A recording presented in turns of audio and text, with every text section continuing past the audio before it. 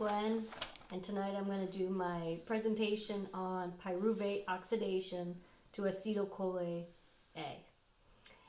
We start with one molecule of glucose, which is a 6-carbon atom, goes through the process of glycolysis, and then yields us 2 molecules of pyruvate, which becomes a 3-carbon atom.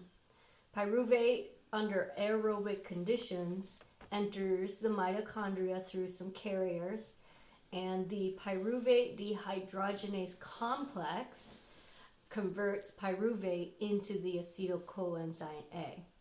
Acetyl coenzyme A is the entry point where it can go to the citric acid cycle, and that gives our cells energy.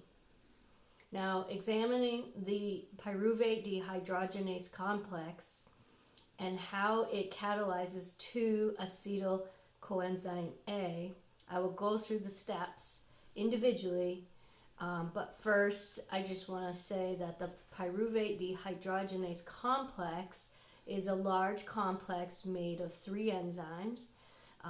Enzyme 1 is called pyruvate dehydrogenase.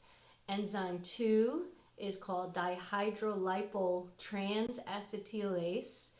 Enzyme 3 is called dihydrolipoyl dehydrogenase. And the 5 coenzymes, or the 5 cofactors that go with this PDC complex is number 1 is TPP, which is a thiamine pyrophosphate, lipoic acid, flavin adenine dinucleotide, which is FAD, F-A-D, nicotine tinamide adenine dinucleotide, NAD, and coenzyme A. So we're going to start over here with step 1, where we're going to begin the process of decarboxylation of pyruvate. And we're going to take the 3-carbon atom and we're going to make it into a 2-carbon atom to acetyl coenzyme A. So I've written out the reactions. And the first reaction is we take pyruvate and we decarboxylate it by losing a carboxyl group. And here we see that the transfer of the electrons yields us this anion product. We then pick up some hydrogen ions, and then we create a 2-carbon atom, which is an aldehyde. And you can see that's the aldehyde. And in this aldehyde format, we pick up some more hydrogens, and we come down to this complex. So this is the thiamine pyrophosphate prosthetic group. That is the coenzyme that is got a negative anion. It's a carb anion, and this carb anion, the TPP, will attach to the this group and it will form one hydroxyl group and give a hydrogen to this TPP.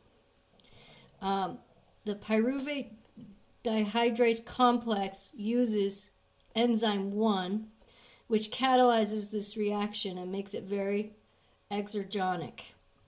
Now, when we form this reaction, we get the complex, a new complex called hydroxyethyl TPP complex.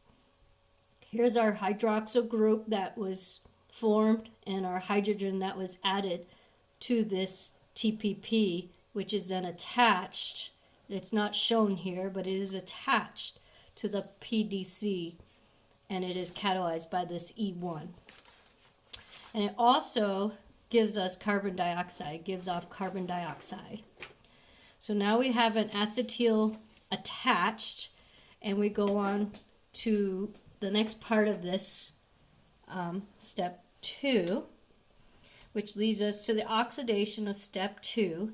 So we take our hydroxyethyl TPP complex and we bring it down here, and we form we make a reaction with lipidomide, and we use a derivative acid of lipoic acid, which is the coenzyme to this lipidomide, and we have some sulfur bonds that are very strong, and this gets reduced by getting some hydrogen ions, and then it converts this carbon down, and what it essentially does is makes an anion called here.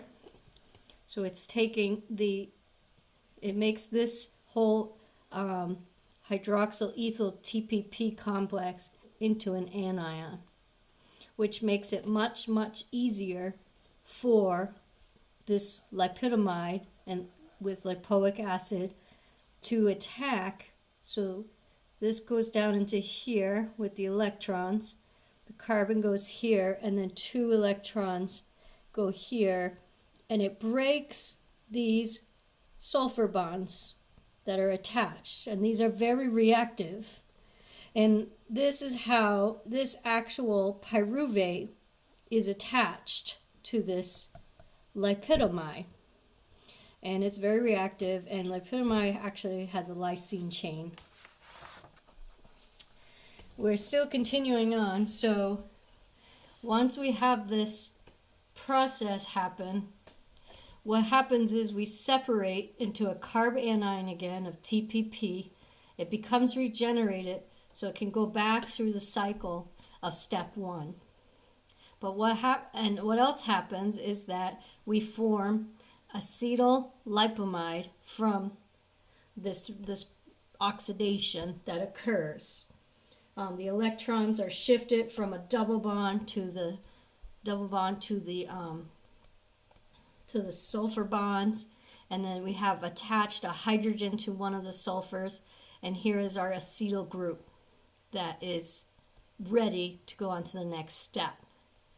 We use enzyme 1 of that pyruvase dihydrogenase complex with the coenzyme lipoic acid as a cofactor to complete step 2 of the oxidation process.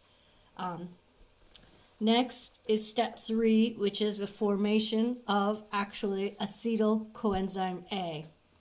Here we're taking our acetyl lipomide, which is right here, and we are going to have coenzyme A. Here is the coenzyme A with a sulfur group. And what happens is that this attacks this carbon bond, and then it rotates things around, as you can see, and we form the actual product acetyl coenzyme A.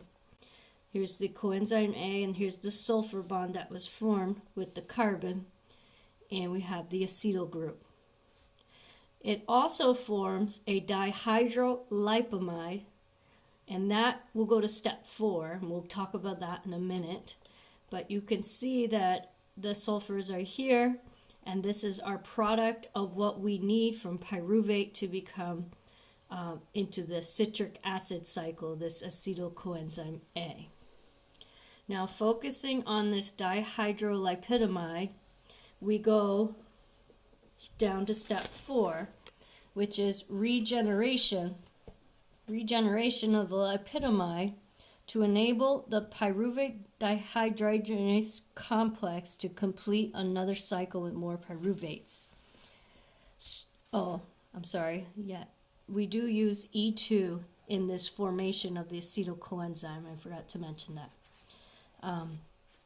In step 4, E3, enzyme 3 is used, and the coenzymes FAD is used, and then NAD is also used.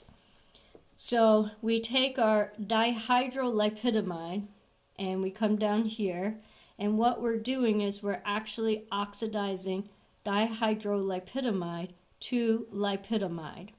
So we're reforming it. And so we take these hydrogens and we donate to FAD, and then once that happens, we actually form our sulfur bonds back to each other. and that creates the lipidamide, and that means it's ready to begin the next cycle. It basically is reset to go back into the process up here. And then those electrons are actually two